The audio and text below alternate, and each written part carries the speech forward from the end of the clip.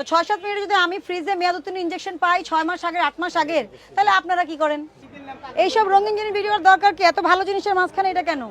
আপনি যেহেতু বলতে পারেন না যে এটা ফুড গ্রেডের কালার কিনা, আপনি তো বলতে পারবেন না, তাহলে বেচবেন না। ভালো আছেন? ভোক্তা অধিকার মনিটরিং আসছি। কে কথা বলবে? ম্যানেজার? না, ম্যানেজার না, আমরা জাস্ট এখানে কাজ করি। আচ্ছা, মেয়াদ উত্তীর্ণ ওষুধ কোথায় রাখেন? আলাদা বক্সে। Very good. Not for sale দিয়ে ডিক্লারেশন দিয়ে রাখবেন। রিনিউ করেছেন? ড্রাগ লাইসেন্স ঢেকে রাখলে হবে? আমি তো দেখতে পাচ্ছি না। আপনি বলেছেন এখানে, আমাকে দেখাতে হবে তো আপনার। আপনার নাম কি? আমার নাম মাহবুব।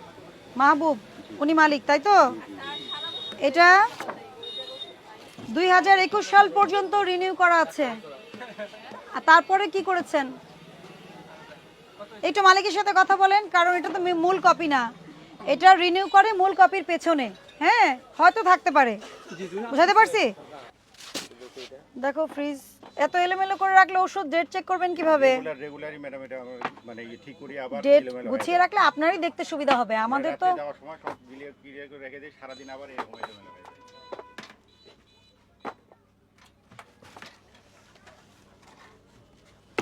ডেট নিয়মিত চেক করেন, তাহলে এটা সরান। আচ্ছা, চেক নিয়মিত যদি করেন, ভেরি গুড।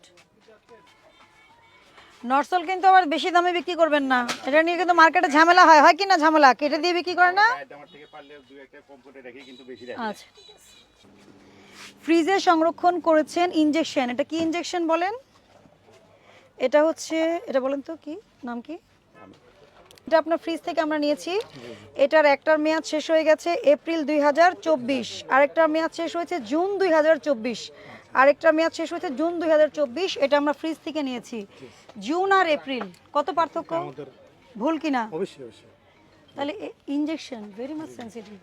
এত আপনার স্টাফ না না, এই একদম এখানে ছিল। শুনেন, না না না, তর্কের বিষয় না। আপনি 100টা প্রশ্ন করলে জানাবেন, আমার সমস্যা নাই। এটা অক্টোবর 24, তো ফ্রিজে মেয়াদ ইনজেকশন এপ্রিলের, এটা অক্টোবর 24। আমাদের ওই যে এক্সপায়ারি হ্যাঁ হ্যাঁ, এই যে দেখেন, এটা এখানে ছিল। আপনি মালিক, আপনার জানার দরকার আছে। এই যে এটা এইখানে ছিল, ঠিক আছে? আমরা এখান থেকে উঠিয়ে চেক করলাম এপ্রিল এবং জুনে। ইনজেকশন তো জানেন পুশ করা হয় বডিতে। এত মাস, 8 মাস 6 মাস হয়ে গেছে, এখন জানুয়ারি 25। এটা যদি কেউ ভুলে সেল করে এবং কেউ এটা পুশ করে, তখন আপনার কি হবে? মামলা হবে, জেল হবে, জেল জরিমানা হবে। তো এই বিষয়গুলো মাথায় রাখতে হবে, ঠিক আছে? আমি আর দেখবো না আপনাকে অনেক চেক, না না, আর দেখার কিছু নাই। আমি আপনাকে, আর আপনি লাইসেন্স রিনিউ করেছেন? জি, লাইসেন্স নিয়ে করা। আমি আপনাদের এটাকে সাধুবাদ জানাই। আমি অনেক দেখি এগুলো, যে তো দেখে যদি মেয়াদ উত্তীর্ণ ইনজেকশন পাওয়া যায়, তাহলে লাভ কি হচ্ছে? আমি এসে পেয়েছি কিনা এপ্রিল মাসে। আপনি যদি নভেম্বর ডিসেম্বরে যদি হতো, আজকে কয় তারিখ? জানুয়ারির আজকে কয় তারিখ? 5 তারিখ। আচ্ছা, আমি বুঝতে পারি যে 5 দিন আপনি অসচেতন ছিলেন, হয়তো ডিসেম্বরের 12 তারিখে হয়েছে, এই জন্য আপনাকে ভাবা যেতে পারে যে আপনি অসচেতন। কিন্তু ফ্রিজে আপনি মেয়াদ উত্তীর্ণ ইনজেকশন এপ্রিল মাসে শেষ হয়েছে, জুন মাসে শেষ হয়েছে, এই ক্ষেত্রে আপনাকে ছাড় দেওয়ার কোনো সুযোগ নেই। ড্রাগ লাইসেন্স ফার্মেসি দৃশ্যমান স্থানে প্রদর্শন করিতে হইবে। না, ওটা তো মেয়াদ না 21 সালে, ওটা তো এই পর্যন্ত আপনার কপি করা। এটা ফটোকপিটা আপনি 2-3টা করেন, সমস্যা আছে? অরিজিনাল কপিটা বাসায় রেখে দেন, সমস্যা নেই। যদি মনে করেন নষ্ট হয়ে যাবে, হারিয়ে যাবে, ফটোকপি 3-4টা করে টাঙিয়ে রাখবেন, ঠিক আছে? এখানে আপনি কি করতে পারবেন আর কি করতে পারবেন না, এই 14টা রুলই আপনার জন্য রুল। ড্রাগ লাইসেন্সের শর্ত, এখানে যদি শর্ত ভঙ্গ করেন কি হবে? আমরা ড্রাগ লাইসেন্স বাতিলের জন্য লিখে দিব। জরিমানা তো হবেই। জরিমানা শুধু এই আইনে হয় তা না, আমাদের আইনে হয়, বিএসটিআর আইনে হয়, অনেকগুলো আইনে হয়। হ্যাঁ, আচ্ছা দেখেন, 51 ধারায় মেয়াদ উত্তীর্ণ পণ্য বা ঔষধ বিক্রয় বা বিক্রয়ের প্রস্তাব করা বা ডিসপ্লেতে রাখা বা ফ্রিজে রাখা।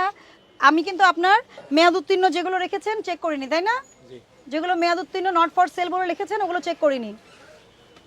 আর আমি আপনাদের এখানে আসছি কয় মিনিট হয়েছে? 10 মিনিটও হয়নি, 6-7 মিনিট। তো 6-7 মিনিটে যদি আমি ফ্রিজে মেয়াদ উত্তীর্ণ ইনজেকশন পাই 6 মাস আগের, 8 মাস আগের, তাহলে আপনারা কি করেন?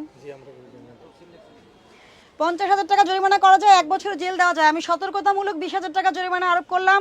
এখানে আর কোনো কথা বলার সুযোগ নাই। আপনাদের এখানে আমি প্রথম মনিটরিং এসেছি। আমি মনে করি আপনাদের অনেক কিছু শেখার আছে, সংশোধনের সুযোগ দেওয়া হয়েছে আপনাকে, ঠিক আছে? এই জন্য সর্বোচ্চ জরিমানা আরোপ করা হয়নি, প্লিজ।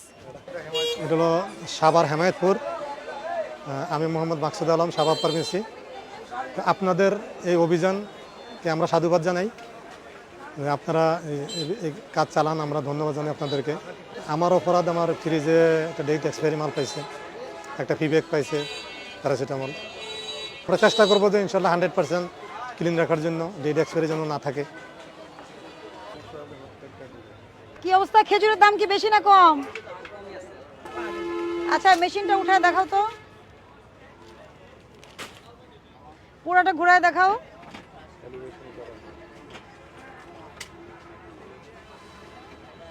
হ্যাঁ ঘুরায় দেখাও পুরো পাশে। বিএসটি এর স্টিকার নাই তো, নাই তো স্টিকার। কি করতে হবে, সবার কাছে ওজন মেশিন আছে না, একবারে পরীক্ষা করায় নিতে হবে। বিএসটি থেকে যোগাযোগ করে ফি দিয়ে, সরকারি একটা ফি আছে, বছরে একবার করাতে হয়। তাহলে কি তোমার মেশিনটা কি ঠিক ওজন দিচ্ছে কিনা এটা বিএসটিআই স্টিকার লাগাই দিবে। তখন এখানে স্টিকারটা লাগানো থাকলে তো ভোক্তারাও খুশি হবে যে এই দোকানে আসলে সঠিক মাপ পাচ্ছি। বুঝাইতে পারছি? আর এগুলো রেট দিতে হবে সব। এখন কিছু বললাম না, কিন্তু পরবর্তী সময় আসলে কিন্তু অ্যাকশন নিব। কাগজ দিয়ে রেট দিয়ে দাও, মূল্য তালিকা যদি না টাঙাতে পারো এগুলোতে রেট দাও, কাগজ দিয়ে স্টিকার দিয়ে রেট দিয়ে দাও, ঠিক আছে? আড়ত কোথায়?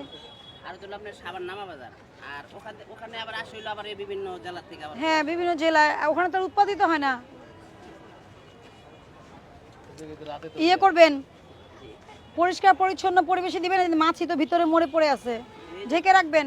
আপনি আমার কথা শুনেন, তাহলে আপনি প্যাকেট ইউজ করেন, কাচের যে ইয়ে থাকে না এরকম ইয়ের মতো, কি বলে কৌটার মতো কাচের, অথবা কাচের গ্লাস দিয়ে ঢেকে নেন।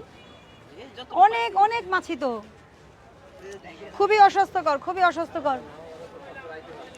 এগুলো রেট দিতে হবে, এখনই দিতে হবে। আমি ঘুরে আসতেছি। এটা বিক্রি করা যাবে না, এটা কিন্তু চেরি না। এটা কি চেরি? করম চা কি বলে বিক্রি করেন? করম চা বলে বিক্রি করেন? এই এই রংটা এটা কে বানাইছে? কে বানাইছে এটা? ভাউচার আছে আপনার কাছে? কার কাছ থেকে আনছেন? ভাউচার আছে? কোথা থেকে আনছেন? বাদামতলি থেকে। ভাউচারে কি লিখে দিছে? করম চা। এটা তৈরি কোথায় হয় বলা আছে ওখানে?